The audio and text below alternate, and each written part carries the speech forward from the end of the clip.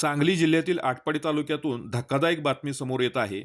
सांगली जिल्हा मध्यवर्ती सहकारी बँकेच्या झरे शाखेत कोट्यवधीची मोठी चोरी झाल्याची घटना उघडकीस आली आहे. बँकेच्या स्ट्रॉंग रूममधील तब्बल 22 लॉकर फोडून सोने, चांदी आणि रोख रक्कम चोरट्यांनी लंपास केली आहे. ही चोरी जिल्हा बँकेच्या इतिहासातील सर्वात मोठी चोरी मानली जात आहे.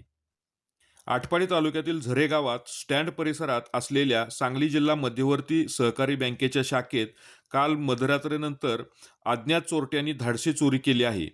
तुकाराम नाना पडळकर यांच्या मालकीच्या इमारतीमध्ये भाडेतत्वावर ही बँक कार्यरत आहे.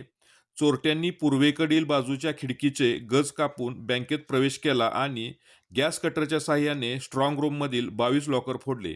या लॉकरमध्ये ग्राहकांनी ठेवलेले सोने, चांदी आणि रोख रक्कम चोरट्यांनी लंपास केली. सकाळी बँकेचे कर्मचारी शाखेत आल्यानंतर चोरीचा प्रकार त्यांच्या लक्षात आला आणि तात्काळ वरिष्ठ अधिकारी व पोलिसांना माहिती देण्यात आली. चोरी करताना चोरट्यांनी पूर्ण खबरदारी घेतल्याचे दिसून आले आहे. हातमोजे वापरून चोरी करण्यात आली. तसेच बँकेत प्रवेश करतानाच सीसीटीव्ही कॅमेरे बंद करून DVR ही चोरट्यांनी सोबत नेला आहे. या घटनेनंतर बँकेच्या ग्राहकांनी शाखेत मोठी गर्दी केली. तुटलेल्या लॉकरच्या मालकांना बोलवून चोरीस गेलेल्या दागिन्यांचा तपशील गोळा करण्याचे काम सुरू आहे. घटनेची माहिती मिळताच आटपाडी पोलिसांनी तातडीने हालचाली करत ठसेतज्ञ, स्थानिक गुन्हा अन्वेषण शाखेला पाचारण करून तपास सुरू केला आहे.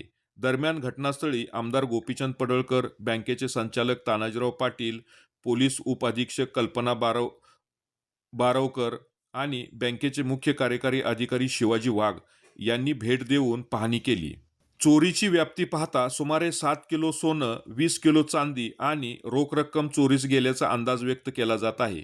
लॉकर चोरीमुळे बँकेची भरपाई धोरण काय आहे याबाबत स्पष्ट माहिती नसल्याने ग्राहकांमध्ये मोठ्या प्रमाणात चिंतेचे वातावरण आहे. आटपाडी तालुक्यातील या धक्कादायक चोरीमुळे संपूर्ण परिसरात खळबळ उडाली आहे. पोलीस तपासात पुढे काय निष्पन्न होतं याकडे सर्वांचं लक्ष लागलं आहे.